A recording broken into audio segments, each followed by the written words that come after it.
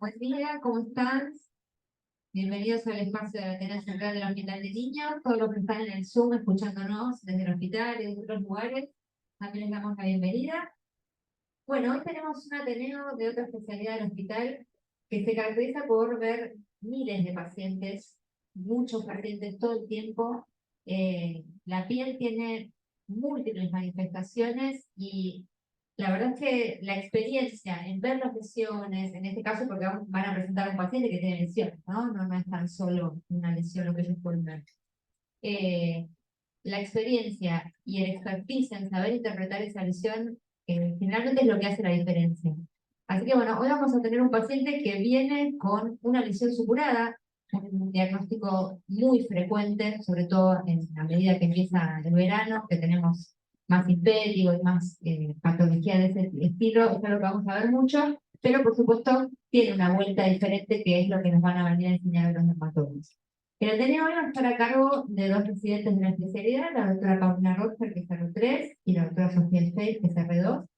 Y bueno, el doctor Andrés Buquet, que está con médico de planta, para coordinar la discusión. Así que los dejo con ellas, participen, es algo interactivo, hay mucha imagen y mucho para aprender.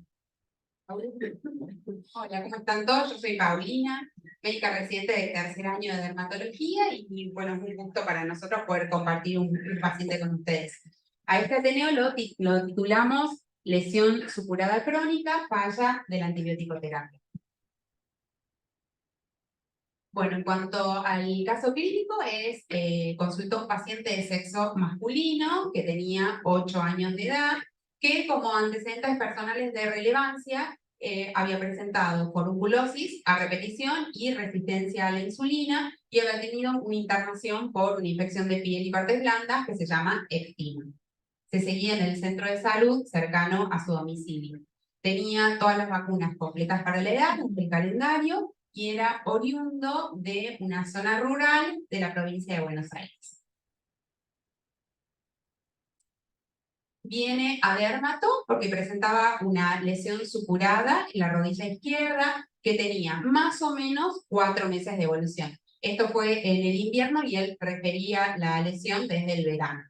Había consultado ya previamente en la salita cercana a su casa, en donde se había interpretado el cuadro clínico como piodermitis, por lo que le habían indicado tratamiento con TMS a 10 miligramos kilogramo día, 2 veces al día, durante 10 días. Por falta de respuesta al tratamiento, decide consultar en nuestro hospital, 4 meses después. Esta es la lesión que presentaba el niño el primer día que vino a la consulta. ¿Alguno se anima a describirla? Igual es como para que aprendamos todos, ¿no? No pasa nada. Gracias, Antonella. Es una lesión de tipo costrosa, mielicérica, en la rodilla izquierda que tiene bordes definidos, eritematosos.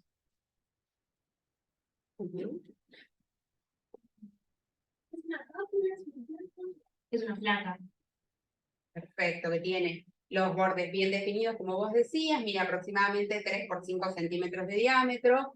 Tiene otra lesión elemental, que ¿cuál es la que se ve, la que predomina? Es una lesión elemental secundaria. La costra. La costra, exactamente. Y esa costra está situada sobre una base eritematosa, que se puede ver en la periferia de la lesión. Y otra cosa que por ahí nos llama un poquito la atención, en la rodilla en sí, no de la lesión, Está dermatizada. que está edematizada, exactamente, sí. Claramente se ve el edema y la tumefacción de partes blandas. El nene no había presentado fiebre durante esos 4 meses y tampoco tenía dolor, en ningún momento fue una lesión dolorosa, ni tuvo impotencia funcional. Se subía a la camilla, caminaba y todo sin dificultades. Y lo que nos refería también era que la lesión como que iba y venía, como que fluctuaba. En algunos momentos esa costra se secaba, se caía, después volvía a reblandecerse, volvía a supurar y así durante los 4 meses. Y había recibido solamente un ciclo de antibiótico-terapia. Bueno, ¿alguna sospecha diagnóstica cuando vemos esto? ¿O en qué pensarían en primera instancia o posibles diagnósticos diferenciales?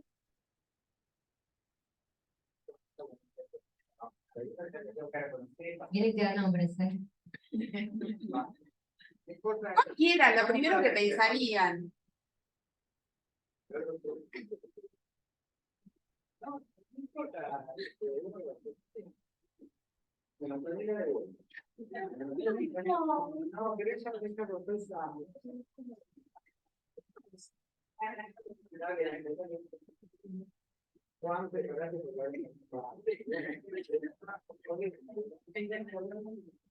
Temes había hecho, ¿no? Temes había hecho. Sí, tiene ese. Bien. Ya tuvo un esquema antibiótico que no tuvo respuesta, así que podremos pensar en otro tipo de etiología, algo fúngico, otro tipo de etiología que no sea solo bacteriana. Perfecto. 4 meses de evolución. Sí. Es una lesión infecciosa, por de acuerdo. Ahora, ¿qué? Es una rodilla en ese solo lugar. Es en el único lugar, sí. Un lugar de impacto en general en un chico de 8 años. Era obeso. No, tenía resistencia a la insulina, pero no era tan, o sea, estaba como un sobrepeso, pero no obesidad. Se pasa que Sí, pero en rango de sí, sobrepeso, ¿no? Y tenía edema de parte blanda que iba y mejoraba Claro, iba, mejoraba, la lesión, o sea, se volvía costrosa, como que se secaba, después volvía a reblandecerse. creo que la sospecha de un cuerpo extraño o una micosis tipo esporotricosis hay que tener presente. Lesiones que van, que vienen, que no mejoran con antibióticos. El usar dimetrofima sulfa, más destinado al estafilopeticina resistente, no cubre bien el estrepto. Una lesión así, uno tendría que probar una asociación, ciclabular y glutanicina, que ahora hay combinaciones graves, una asociación, porque de todas maneras creo que hay que hacer un tratamiento local y cultivado por los gérmenes, tanto bacterianos como linfóticos. Doctor Banker es importantísimo, porque ahora, gracias a Dios, no digo no es de la marca, pero todos los años empieza con M, de la medicina, que me salvó las presentaciones graves, porque los chicos muy chiquitos chillan capilas menores. Que la clindamicina inhibe las bacteriolicinas, o sea, todo eso, cuando la bacteria es atacada por el antibiótico, se rompe y todos esos plasmas que libera contagia, digamos, la resistencia a la bacterias. Entonces, eso es la bacteriolisis biológica. Y otra cosa muy importante, pensar en un cuerpo extraño por una traumatismo isótopo, inoculación por traumatismo isótopo. Pensemos todos los microorganismos que pueden venir de la tierra, que pueden venir del ecosistema, pero también están los anaerobios propios de la tierra. Con el bacterio no lo cubrimos. Con la clindamicina de los bacterias. Por eso siempre en miembros inferiores hacemos la analogía con todo lo que sea el hombre anciano, con problemas de la parte, venosa. Además de estar están los anaerobios que hay que cubrir. Porque eso puede producir equilibrio, puede producir. Sí. Y es una lesión bien granulomatosa. Ahora sí. Una lesión bien granulomatosa. Eso llama la atención.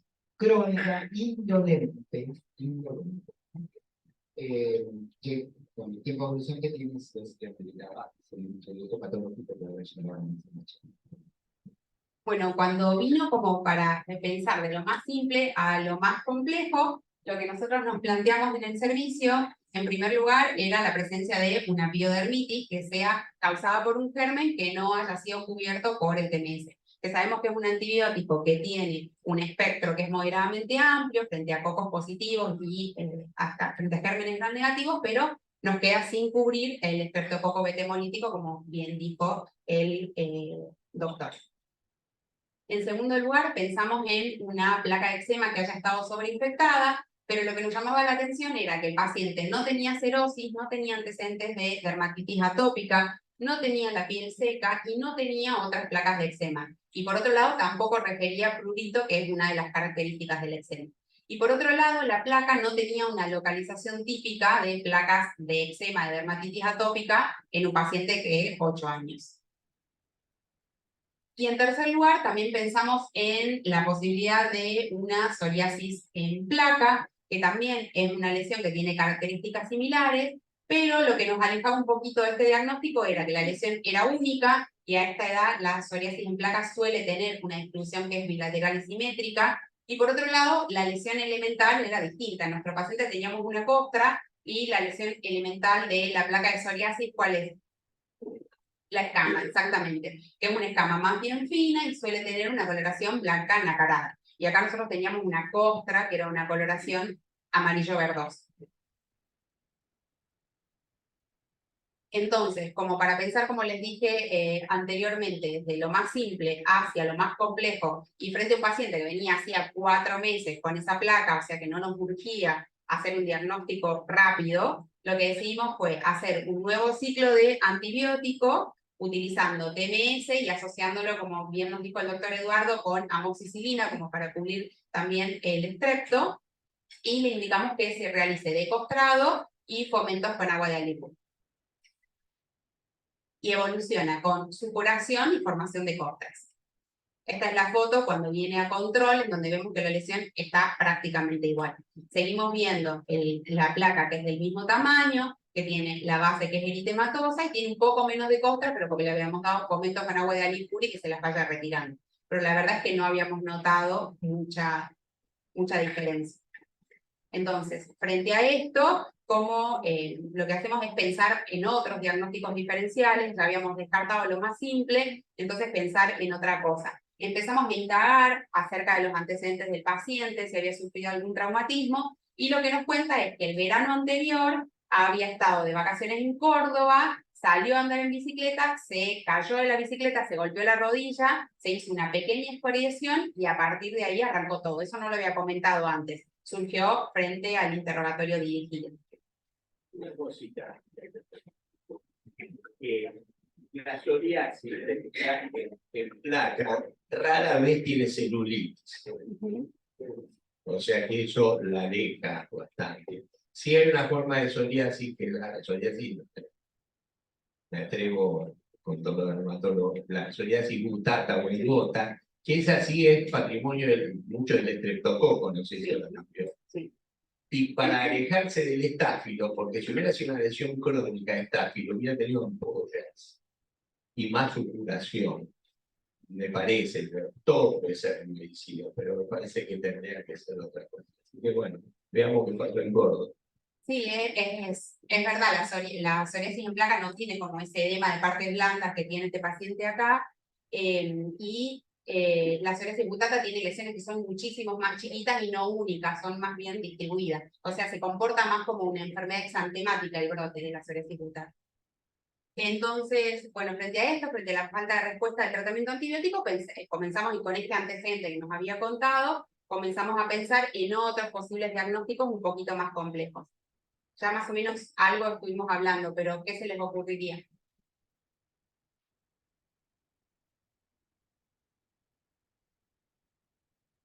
¿Alguien más? Además de alguna enfermedad. Sí. ¿Querés repetir lo que dijo? Porque no... Una micosis profunda, decimos, crónica. ¿Algún otro diagnóstico diferencial?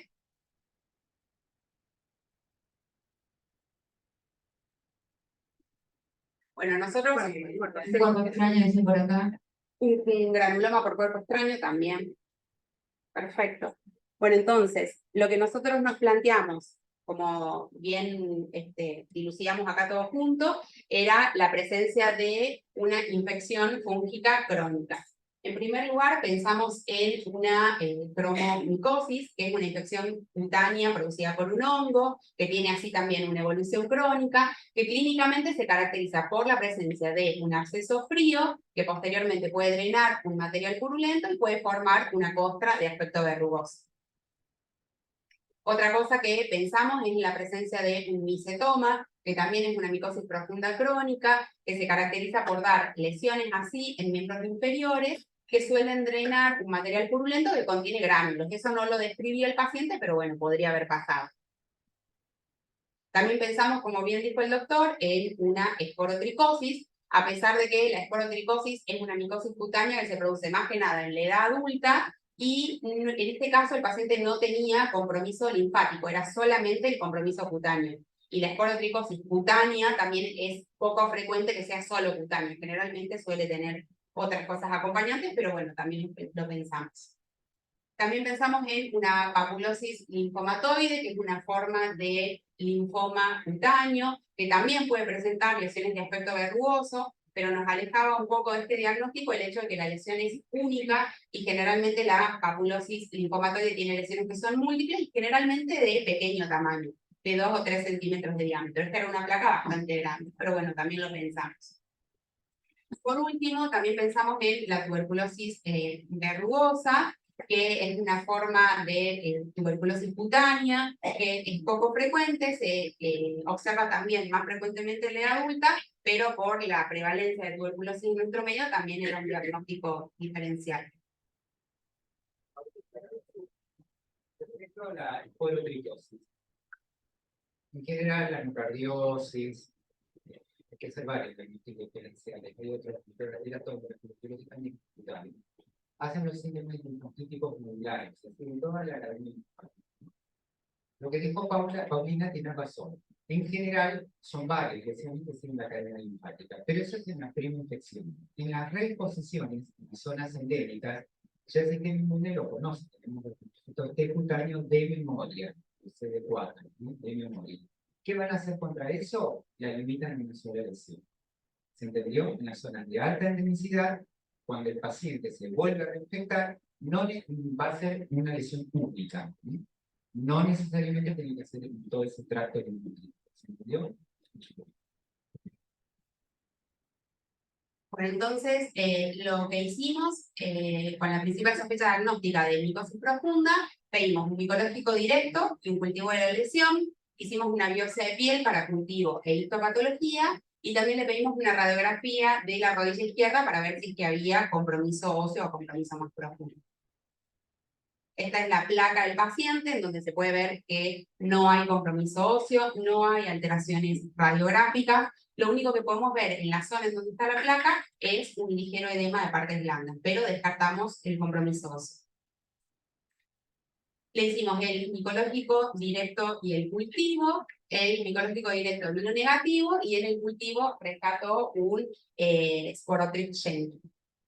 Y la biopsia cutánea, podemos evidenciar una epidermis con hiperkeratosis y acantosis, había un infiltrado inflamatorio granulomatoso en la dermis, con predominio de linfocitos, histiocitos y ocasionalmente células gigantes multinucleadas, o sea, nos dio un patrón de dermatitis granulomatosa.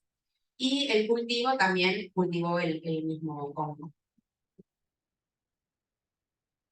Así que con esto lo que hicimos fue a iniciar el manejo ambulatorio con itraconazol, que lo recibió a 4 miligramos kilogramo día por 2 meses. La primera foto es una foto al mes del tratamiento, en donde podemos ver mejoría de la lesión con desaparición de la costra, sin embargo persiste esa placa eritematosa con los bordes bien definidos. Y la segunda foto, la que está hacia la derecha, es una vez finalizado el tratamiento, en donde la lesión evolucionó con una cicatriz fibrosa e hiperkeratosa.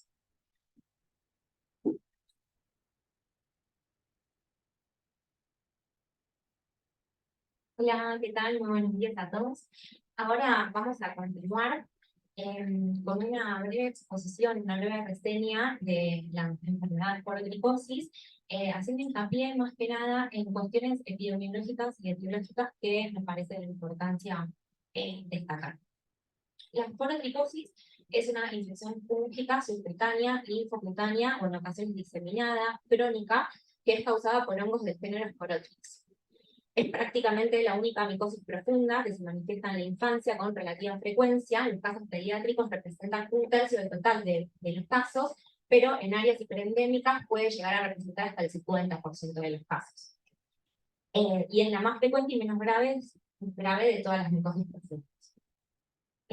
La distribución de la enfermedad es universal, siendo endémica en países tropicales y subtropicales que tienen climas cálidos y templados, entre 16 a 22 grados centígrados. De hecho, podemos evidenciar en el mapa que los países y las áreas endémicas, como vemos, en lo que es América, tenemos a Brasil, Perú, Colombia, Venezuela y México, y en Asia, la India, China y Japón. Y los países con coloración azulada son los países que presentan casos esporádicos, como es en nuestro caso, y también en Estados Unidos y Australia. Por otro lado, algunos artículos hablan de que la incidencia mundial se estima aproximadamente en 40.000 casos al año y que los casos pediátricos serían más frecuentes en Perú. Y en otros países, más o menos una casuística de entre el 11 y el 35% de todos los casos totales de la porotricosis.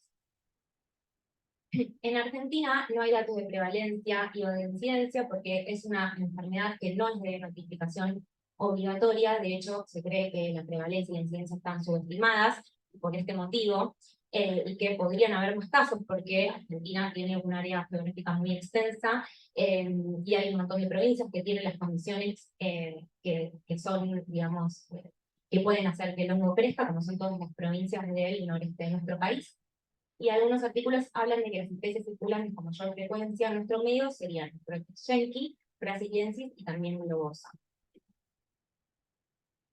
Esta enfermedad se produce por hongos termodimórficos del género Sporotrix, que se agrupan en dos grupos, el Sporotrix sensulato y el sensustricto, que engloban un total de 7 especies. Las más frecuentes son dentro del sensulato, la globosa y brasiliensis, y el Sporotrix Schenki.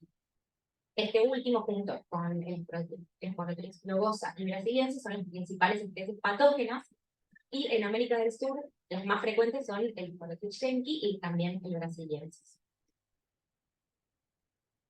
Esta enfermedad se conoce como micosis del rosal o del jardinero, porque una de las formas de transmisión y las más frecuentes es la sapronótica, que se produce a través de una inoculación traumática con materiales vegetales en el suelo o material orgánico que está presente también en el suelo, contaminado con el hongo. Esto se produce mayormente en la infección por Sporotrix Schenki. Pero también se conoce una transmisión zoonótica que se da a raíz de traumatismos por mordeduras y rasguños o arañazos de distintos animales. El más frecuente es el gato, pero también se ve en traumatismos dados por perros, ardillas, ratas, también insectos y peces. Y en estos casos se vio que está asociado al Sporotrix brasiliensis.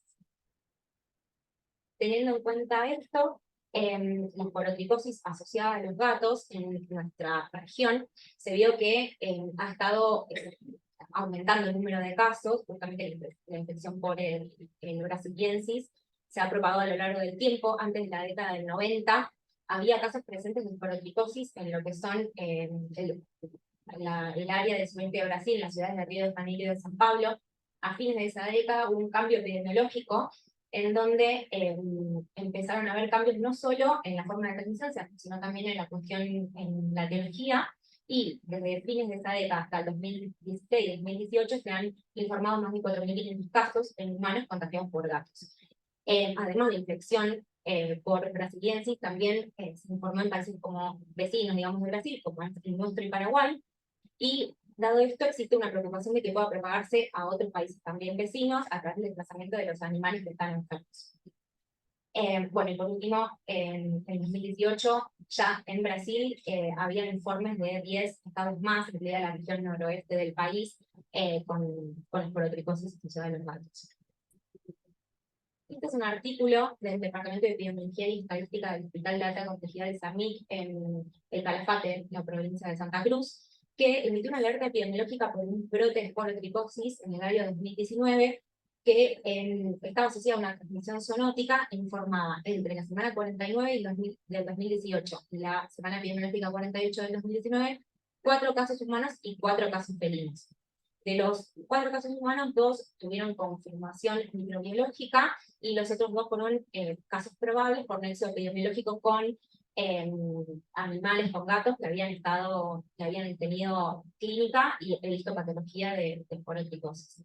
Y después, por otro lado, 4 casos de gatos infectados que fallecieron y que además tenían el nexo epidemiológico con el caso de los humanos.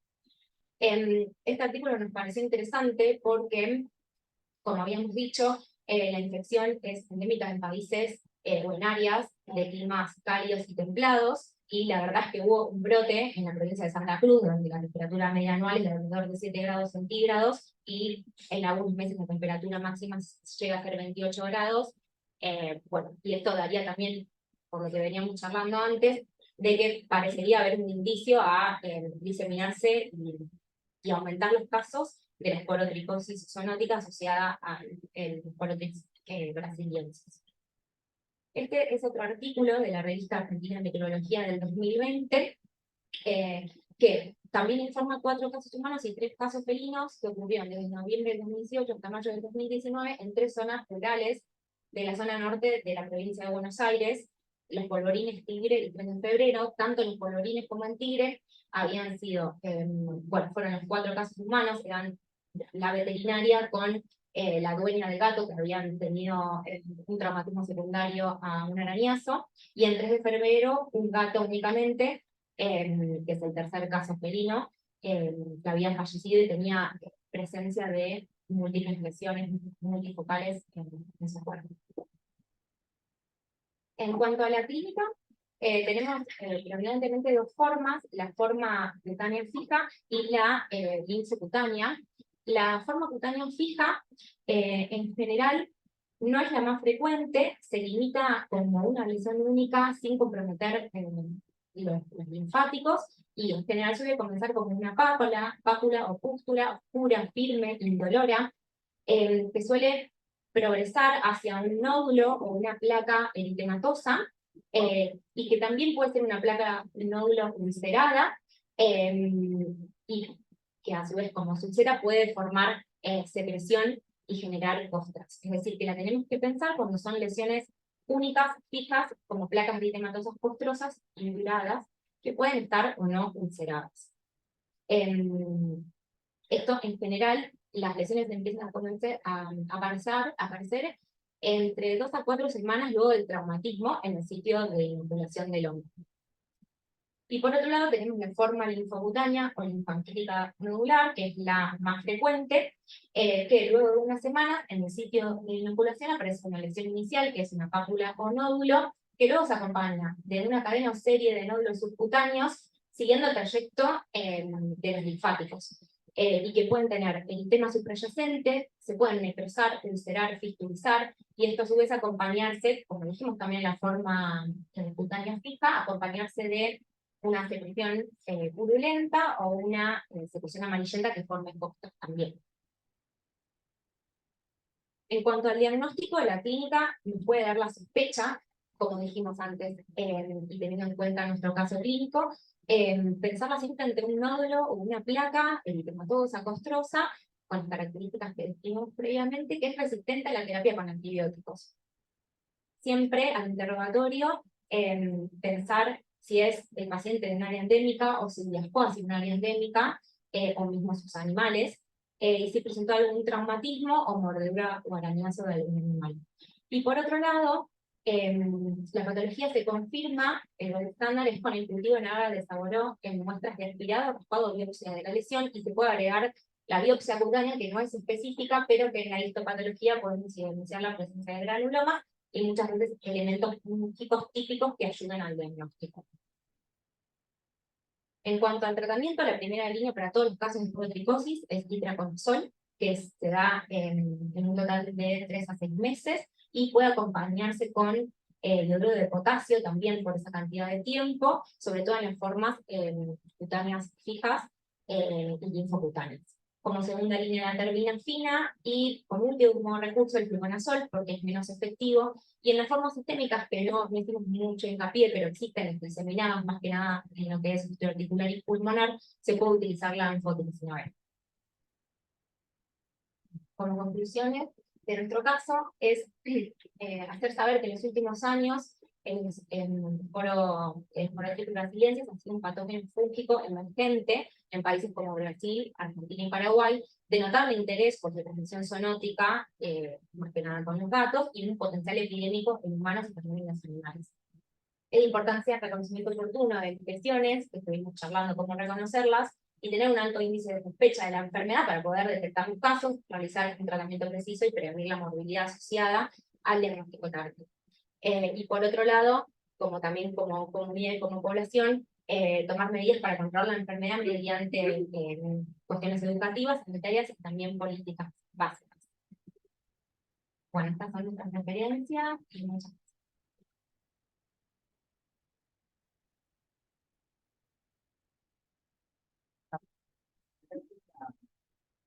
Donde está la histopatología, que ahí se podemos cubrir algunas cositas. Piensen que, como ustedes bien habían dicho, uno de los diagnósticos diferenciales era el granuloma por cuerpo extraño, y los dos también hace de cuerpo extraño, hice de cuerpo extraño.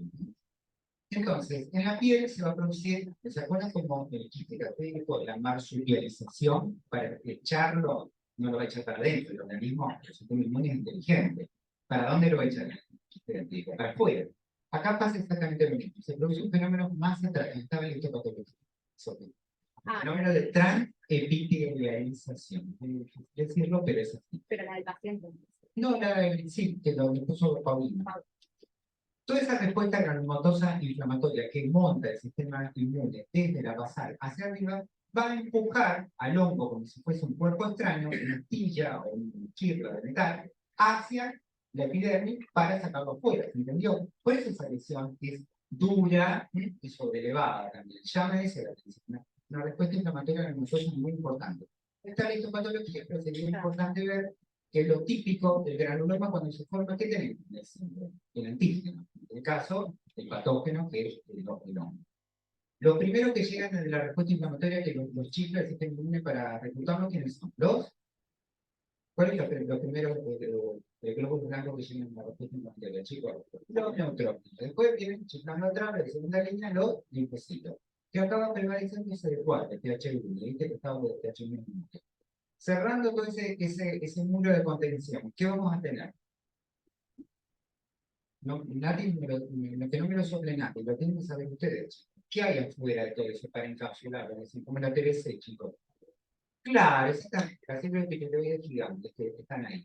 Y afuera de todo eso, se ven la histopatología, la gente no tenemos histopatología acá, yo después te tengo que los pasos, ahí se depositan la inmunoglobulina E, haciendo tipo como si fuesen unas clavas, haciendo filas que se ve con la hematocilina eosina, que se llama fenómeno de esplendor estético. Entonces ustedes lo que ven, hermoso, el patólogo, ven bien el centro con ese granuloma, todo como si fuese una margarita alrededor, que son unas clavas acidófilas de la IC.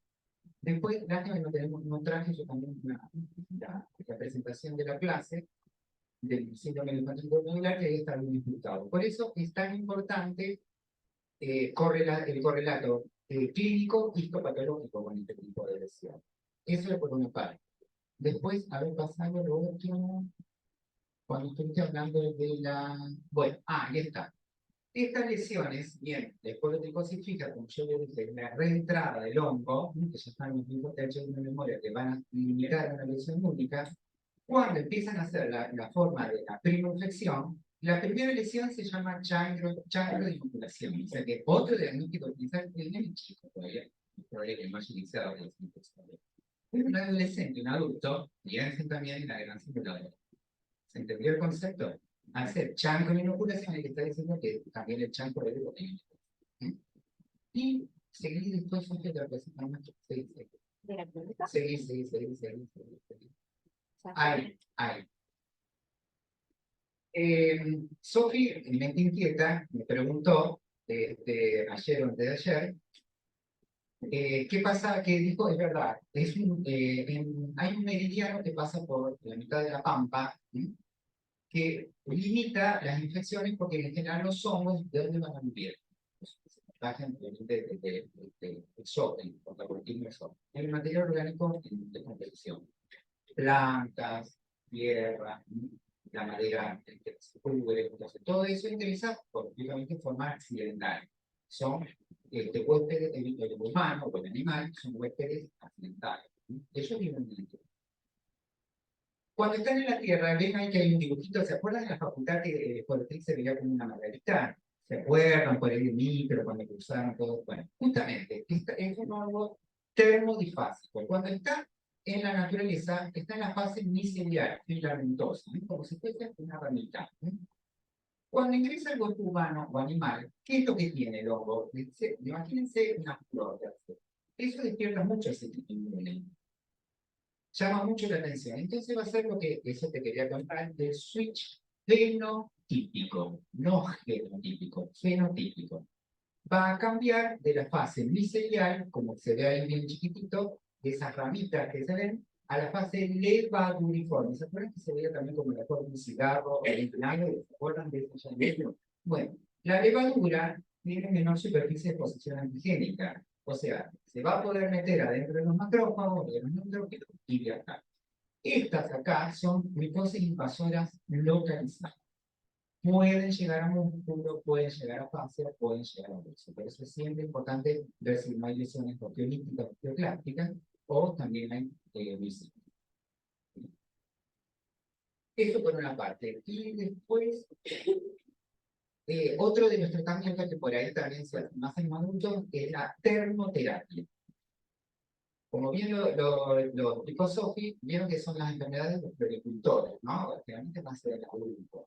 Los chicos que tuvimos acá residían todos en áreas rurales. Un nene había traído esta forma acá también molar, manchítica a nivel del párpado, el otro había ido a pescar y terminó descalzo en la ribera. Siempre hay antecedentes de un traumatismo sexual. O sea, siempre pensaba que, a lo mejor, como siempre, el paciente que no cuenta, el padre o el madre no cuenta, era intención, y cuando se están yendo, te tiran la bomba atómica, porque si por un miedo, a lo mejor para el paciente es irrelevante, para es muy importante. La termoterapia, ¿por qué? Porque como ustedes ven, generalmente todas estas lesiones van a estar en zonas sacrales, o sea, lejos de la temperatura troncal que es 37 grados. Obviamente, todo lo que sea fuera del tronco, la temperatura es más baja, 28 grados, porque este hongo no le gustan las temperaturas altas. A pesar de que son hongos que de países o de climas cálidos, tropicales y subtropicales. Pero eso cuando están en forma micelial, ¿se entendió? Cuando pasan a esa es en forma satrópica del medio ambiente. Cuando pasan a la fase patógena de ingreso al ser humano, pasan a la fase de uniforme y ahí se alejan de los 37 grados. ¿Se entendió? Este es el otro concepto. ¿Qué vamos a hacer? Le vamos a poner estufa al lado de la pianista, no, pero tradicionalmente el doctor negro ni siempre me a decir esas cosas, ¿no? Para el y después, ¿qué más? ¿Qué te dicen? Preguntan, ¿qué pasa? Todo estas formas granulomatosas crónicas. La secuela final de todo esto, ¿qué es? Yo dijimos que estábamos en el muro de contención, era toda la micrófagos, las células gigantes interiores. Y afuera de todo eso, que se deposita también para terminar la cicatrización. ¿Qué hay? Colágeno y también el calcio. Bueno, justamente el problema está que cuando el chiquito este que tenía en el párpado, acá en la rodilla, pero cuando está en el párpado puede dejar sinergia por operaciones cicatrizadas importantes.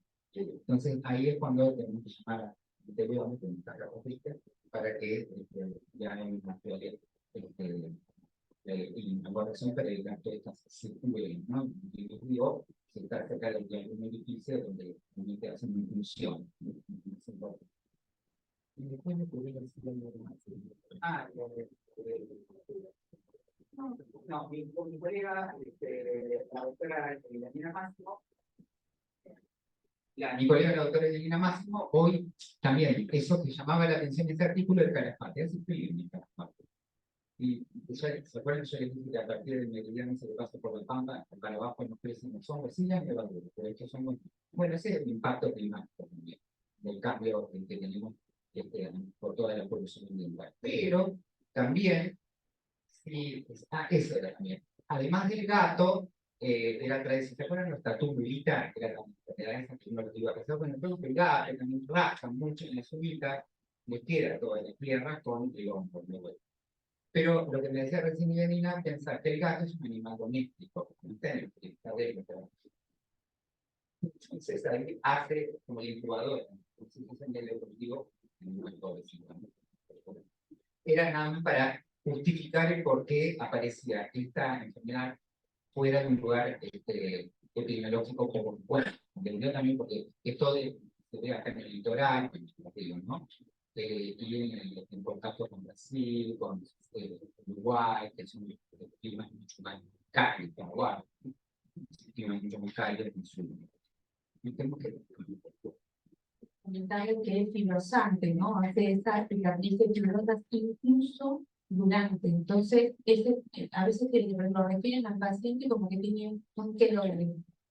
Un queloide que parece súper grande. Luego puede ser una lesión crónica, fibrótica, con poca desesperación. Entonces, no es solamente el tema del tratamiento, sino es el tema después de la cicatriz.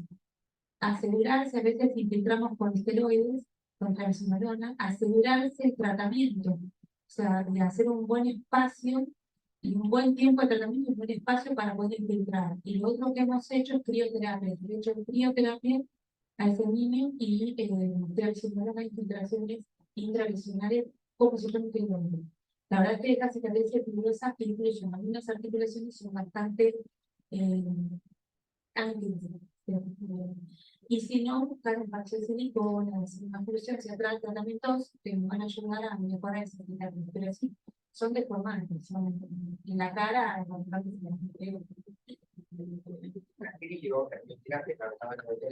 también funciona simulomología con el agua de huevo. Uno con eso disminuye la carga intestinal. Entonces, a costo, imagínense cuánta cantidad de hongo que hay. Y eso sigue activando el sistema inmune y sigue produciendo la bastante inflamatoria granulomatosa. Por eso es lo que, cuando uno hace fomento con agua libre, es para eso, para disminuir la carga intestinal. El concepto, como lo veo, porque uno tiene que hacer por eso, con la crioterapia o la poliquímica. Por eso todos los otros son lo que mostraba hoy Paulina, creo, ácido fístico. Por el mismo fenómeno, pero el sistema inmune nos trata de eliminar para afuera, para adentro.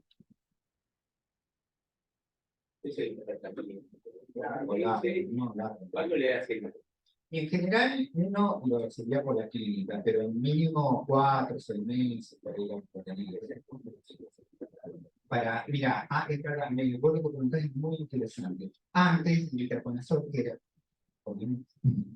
venía, ¿te acordás? Ahora ¿se acuerdan de lo que somos de años en el hospital? No me acordamos, bueno, tenéis mucho más medicina.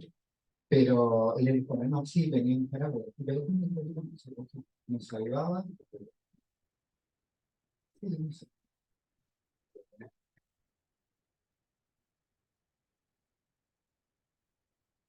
En el chat pregunta Miriam Antonietti por qué refirieron a insulina resistencia en este paciente dentro de los antecedentes personales. Sí, o sea, lo nombramos, pero para todo interrogatorio siempre tener en cuenta si tienen alguna enfermedad de base y en particular los politricosis, un paciente inmunocomprometido puede darse de forma diseminada. Muchas veces con la erupción del hongo se da la forma pulmonar y si no, una forma más sistémica comprometiendo todo lo que es el sistema osteoarticular.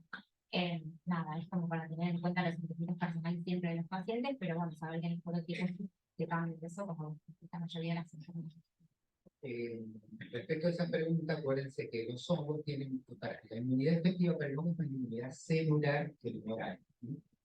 Si es un diabético, va a tener de inmunidad siempre. No, sigue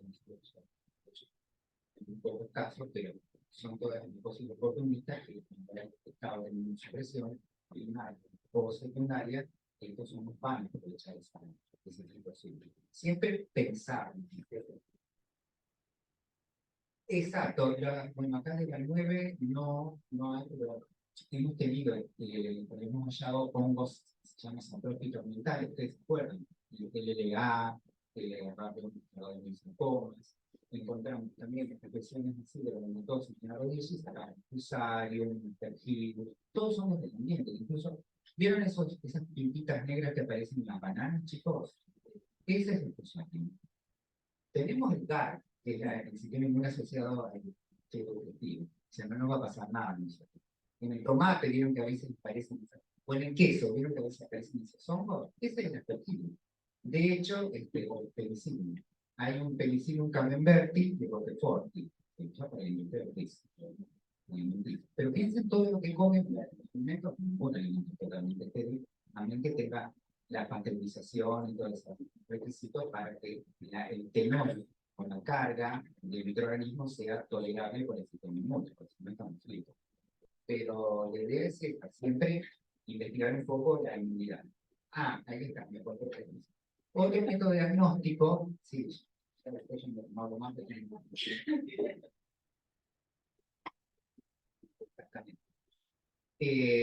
Por lo menos en la facultad se hacía, era la intradermoreacción con el orotutina. Justamente lo que se evalúa es el linfocito TH1 de memoria.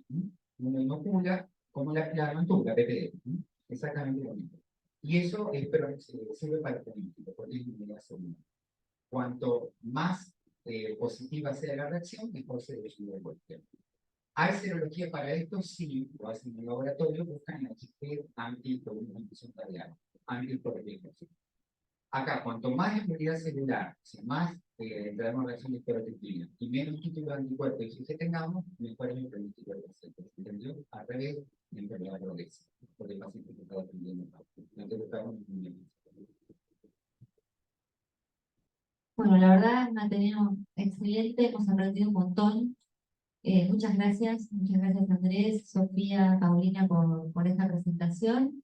No sé si hay alguna pregunta del auditorio que quieran, las ya realizadas. Bueno, muchas gracias. Maravilloso, me gustó mucho la reunión, estamos muy de acuerdo.